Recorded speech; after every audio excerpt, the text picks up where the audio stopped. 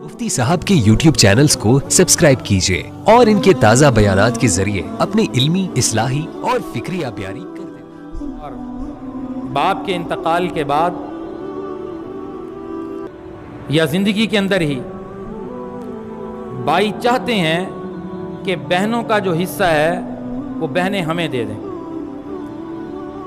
अब उसका तरीक़ाकार मुख्तलिफ होता है, पूछने का अंदाज़ ऐसा इख्तियार करते हैं कि ये मजबूर होकर हमारे ज़िम्मे कर दें, या दबाव डाला जाता है और धमकी तक दी जाती है। एक मौलाना साहब फरमा रहे थे, मुझे एक औरत ने फ़ोन किया, मसला पूछा कि मेरे भाई मुझे कहते हैं कि या तो वरासत में हिस्सा ले लो या फिर सारी ज़िंदगी से हमारे साथ ताल्लुक़ ख़त्म कर दो। अब मुझे मसला बताएं कि मेरे हिस्से में चंद दुकानें आती हैं। अब भाइयों का ये धमकी है, ये मुतालबा है, या तो ये वरासत हमें दो अपना हिस्सा, अगर ताल्लुक़ रखना है, अगर वरासत लेनी है तो फिर हमेशा के लिए ताल्लुक़ ख़त्म। अब शरीयत की रोशनी में मुझे बताएं कि भाइयों को के साथ ताल्लुक़ रखना ज़रूरी है या वरासत को लेना ज़रूरी है।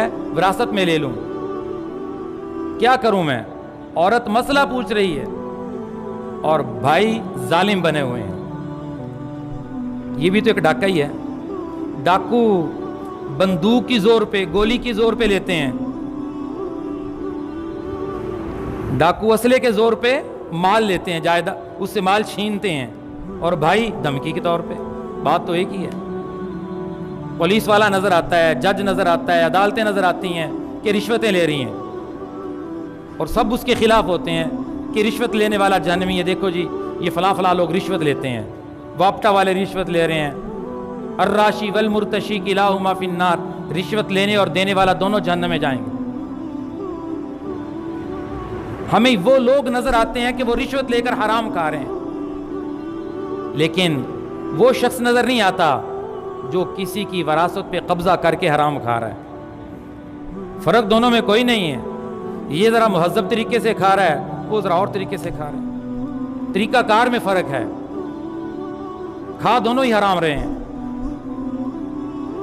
तो बहन मसला पूछ रही है कि भाइयों से ताल्लुक़ रखूं या वरासत लूं। अब मसला यही है कि अगर अपना हक लेते हुए भाई नाराज़ होते हो जाए, औरत अपना हक ले रही है, वो हक उसे कुरान ने दिया है। अगर कुरान के आप असलूब को देखें, कुरान सबसे पहले औरत की विरासत बयान करता है। वलिज़्ज़करि मिस्लु हज़्ज़िल उन्सयैन, ये कुरान का असलूब बतला रहा है कि पहले विरासत औरत की बयान की जा रही है। अल्लाह को पता था कि मुआशरा आने वाला है जो बहनों के हक़ को दबाएंगे, बहन को उसका हक़ नहीं देंगे। मैं कहता हूँ औरत तो कई मामलात में मजलूम नज़र आती है। निकाह होता है, औरत का हक है कि उसे महर दिया जाए। क़द अलिमना मा फ़रज़ना, हम जानते हैं कि जहाँ हमने मर्दों पर औरतों का हक वाजिब किया है। अल्लाह ने औरत को महर देने को, मर्द को हुक्म दिया कि उसको महर दिया जाए, फ़र्ज किया है। अब औरत का हक है महर लेना, लेकिन इस जालिम मुआशरे में कितने केस सामने आते हैं। लोग मसाइल पूछते हैं कि खामद दबाव डाल रहा है, जो हक महर मुकर्रर किया था तो मुझे माफ़ कर दो। ये जुल्म हो रहा है। हक महर जो मुकर्रर हुआ वो भी औरत से माफ़ करवाने के चक्कर में है। और औरत, अब भाइयों की तरफ से विरासत मिलने का टाइम आता है तो भाई उसके ऊपर दबाव डालते हैं कि ये विरासत हमें दे दो। औरत को उससे महरूम किया जाता है। इसलिए वरासत में भाई भी शरीक है, बहन भी शरीक है। अब क्या बहन अपने भाई को अपना हक नहीं दे सकती? मसला क्या है? क्या बहन अपने भाई को वरासत जो उसे मिलती है, उसे उसका हक मिलता है, दे सकती है या नहीं दे सकती? इसमें तो दो राय है ही नहीं कि कोई अपना हक दूसरे को देना चाहे तो दे सकता है। لیکن دینے کا ایک طریقہ کار ہوتا ہے، لینے کا ایک شرعی طریقہ کار ہے۔ اگر بہن اس طریقہ کار کے مطابق دیتی ہے اور بھائی اس طریقہ کار کے مطابق لیتا ہے تو جائز ہے، لیکن معاشرے نے جو طریقہ اختیار کر رکھا ہے یہ جائز نہیں ہے، اس میں عورت کی دلی رضامندی شامل نہیں ہوتی۔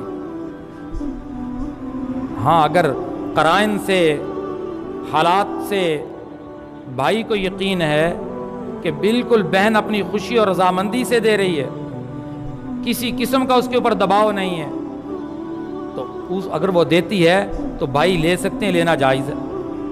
لیکن معاشرے کا طریقہ کار غلط ہونے کی بنا پر اس معاملے میں سختی کی گئی ہے۔ سختی کیسے کی گئی ہے کہ اگر بہن اپنے بھائی کو اپنا حق دینا چاہتی ہے، اپنے باپ کی طرف سے ملنے والا حق اپنے بھائیوں کو دینا چاہتی ہے، اس کا طریقہ کار یہ ہے کہ پہلے اس کی جائیداد، اس کی زمین، اس کا پلاٹ، اس کا مال اس کی ملکیت میں کیا جائے، اس کے کاغذات اس کے حوالے کر دیے جائیں۔ زمین ہے تو بھائی اسے ٹھیکہ دینا شروع کر دیں، جتنا حصہ اس کا بنتا ہے اس کے قبضے میں وہ مال جانا چاہیے، اس کی ملکیت میں جانا چاہیے، تو پھر پتہ چلے گا کہ بہن دیتی ہے یا نہیں دیتی۔ جب پیسے ہاتھ میں آتے ہیں نا، لاکھوں روپے، پھر واپس ہوتے ہیں تو وہ ذیلی رضامندی سے ہوں گے۔